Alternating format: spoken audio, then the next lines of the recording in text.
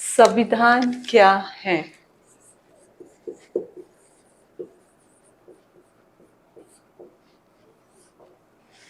ये जानते हैं हम। संविधान दो शब्दों से मिलकर के बना है, सम धन विधान।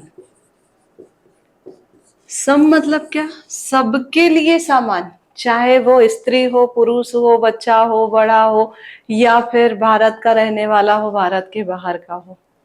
विधान मतलब होता है कानून या नियम जो बनाए गए हैं। तो ये कानून या नियम किसके लिए बने हुए हैं? सारे लोगों के लिए बनाए गए हैं और वो सबके लिए समान तरह से है। हाँ, ये बात जरूर है कि कुछ चीजें ऐसी होती हैं जो अपवाद स्वरूप इस संविधान में रखा गया है। अभी मैंने कहा बच्चे बूढ़े सबके लिए एक जैसा, तो कहीं कहीं पर कहा गया है ना कि बच्चे जो हैं 14 साल से कम है और उनके द्वारा काम खतरनाक स्थान में किया जाता है तो ये अपराध की श्रेणी में आ जाएगा जो काम करा रहा है। तो ऐसे कुछ चीजें हैं, कहीं पर से भारत के लोगों को प्राथमिकता दी गई है।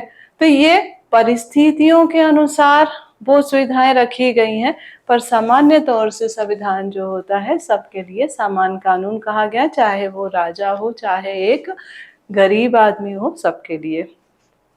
वास्तव में संविधान को अगर हम देखते हैं तो ये एक दस्तावेज है, दस्तावेज है। ये बात हमें जानने की और समझने की आवश्यकता है। आप किसी भी विषय को पढ़ते हैं तो उस विषय में उसका रेफरेंस लेकर के कोई निर्णय नहीं सुनाया जाता है, पर संविधान चूंकि एक दस्तावेज है तो इसके इस पेज में या इस नियम में या इस अनुच्छेद में इस पैराग्राफ के अनुसार निर्णय दिया जाता है। तो ये एक दस्तावेज के रूप में काम करता है।